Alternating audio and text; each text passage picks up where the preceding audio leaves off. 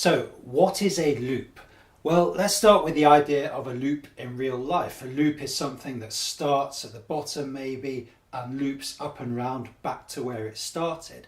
And that's a good starting point for understanding loop in the coding context, because a loop will take a set of instructions, will begin at the start of the instructions, work all the way through them, and then go back to the top and work through them again, just like a loop does in real life. And we can program Excel, we can ask Excel to work through that loop any number of times. So potentially the time it could save is absolutely huge. In fact, I would say if you master loops, it won't just make you more efficient in Excel, it will actually transform the way you're working in Excel and transform the way you're thinking about your work generally. So let's take a look at the spreadsheet.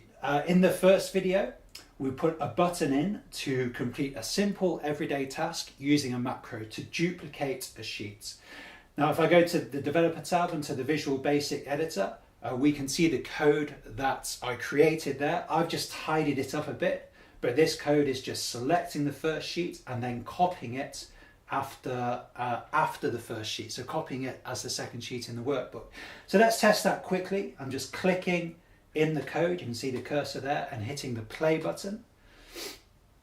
And we can see that we now have 2 sheets in the workbook. So that's great, that's working well. But what if we wanted to create, 50 sheets, 100 sheets? We wouldn't want to be clicking that button every time. Even that would become onerous. We can use loops to speed this up dramatically and to complete that kind of task at the click of a button. To do so, we're going to get to know a new code idea, and I'm going to show you here. I'm going to create a new macro by typing in sub test, and you can see Excel has given me end sub, so that's a new macro we have now.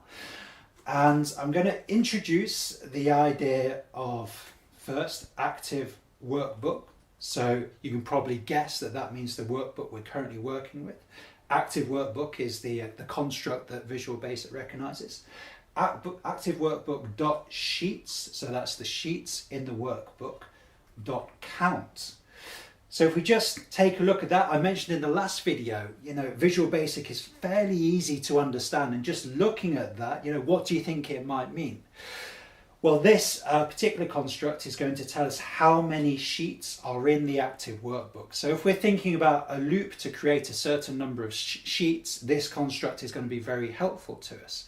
And to allow us to see it, I'm going to just add message box at the beginning. You'll see in our beginner coding videos how to use message boxes. So this should flash up a message box telling us how many worksheets are in the current workbook. Okay, so I'm going to click the cursor in there, going to give it a try. So just click the play button. As we can see, a message box has come up with 2 in. That's because there's 2 sheets in the active workbook. So that seems to be working well. Let's test it. I'm going to add another sheet with the duplicate sheet button, and then go back to the code we just created, the active workbook.sheets.count line, then hitting play. And as we can see, it's now returning a value of 3. That's because there's 1, 2, 3 sheets in the workbook. So this active workbook.sheets.count is a good example of a piece of information that Excel knows, but is not immediately visible to us as a user. And that's an important coding skill to learn, to be able to bring out those little pieces of information that Excel knows and to exploit them, to use them to control your loops, to use them in your coding more generally. So let's have a look at putting the loop in the code. We're going to go back to the original macro that we created in the last video, which is duplicate sheets. And you might remember from the beginner videos what the first steps are in creating a loop. Well, we're going to need a variable to help us control the loop. A variable is just a place to store a piece of information that's going to help you in your coding somehow. This variable is going to help us to control the loop. So it's going to tell Excel how many times to go through the loop. And it's also going to tell Excel where the loop starts, where the loop finishes. That doesn't make sense yet. Don't worry about it. Let's see how we create and use the variable. So this part is called variable declaration. And I've used the terms dim, counter as integer. Now counter is the variable. I've created the counter variable. I've used the term counter because it's going to help us to count through the loop. It's always a good idea to give your variables informative names so that you can understand what they're doing. So I'm saying to Excel, I've created a variable to store some information, and it's an integer, so it's going to be a whole number. And this declaration process and telling Excel what kind of data it is allows Excel to organize its memory and to run the code efficiently. So that's an important thing to do. So we have our variable to control the loop. The next thing we need to do is to create a loop. And I think the most appropriate and probably easiest construct to use will be the for next loop, the for next construct. How do we do that? Well, we begin with for, and then put the name of the variable we're using to count in. So for counter equals 1, 2, 5. So in the first instance, I'm going to try to create 5 sheets at the click of a button. So I want Excel to loop through the code, 5 times. That's why we've added for counter equals 1 to 5.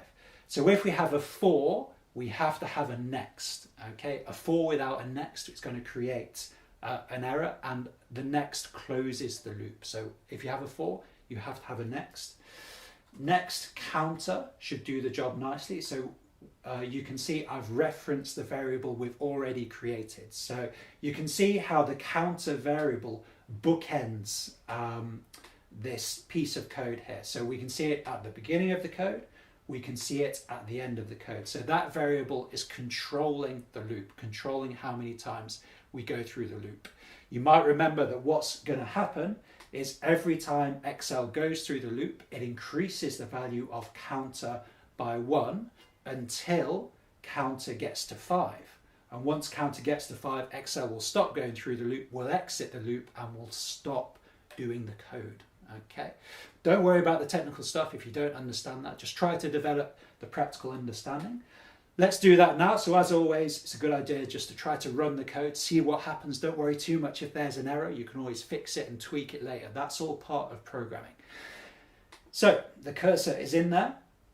I'm going to just hit the play button, see what happens. I could see there Excel was working through something just by the changes in the cursor. It was like Excel was pulsing through something. Yeah, that's because it was going up and down the code, working through the loop. Let's go back to the worksheet, see what's happened. So we can now see we've got 8 sheets down here, and I can confirm that. I can confirm that by going back to the routine I created here. And let's find out how many sheets are in the workbook. So there's 8 sheets in the workbook at the moment. That makes sense because we had 3 to begin with, and Excel has created 5 more for us.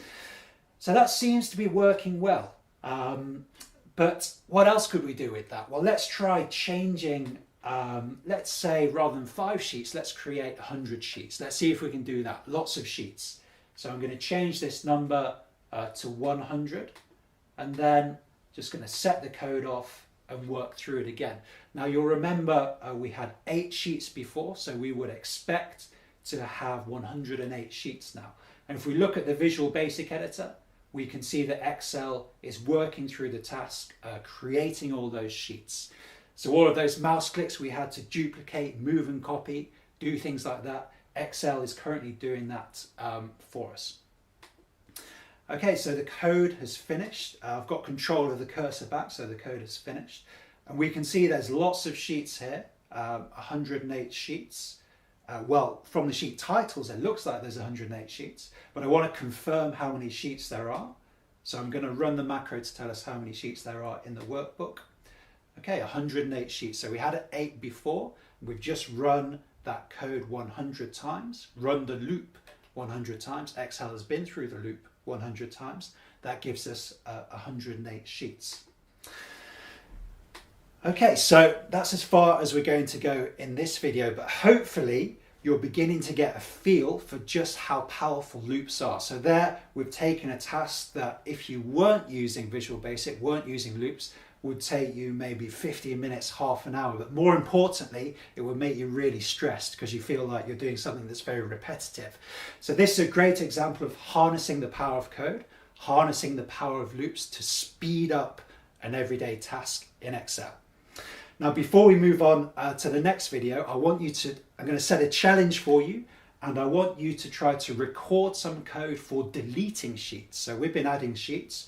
Try to record some code for deleting sheets. So go back to the developer tab, hit record macro, delete some sheets, and then just examine that code. And just like we've done so far to add sheets, see if you can tweak that code and get it working for you to delete sheets. Okay, that's what we're going to have a look at in the next video. See you then.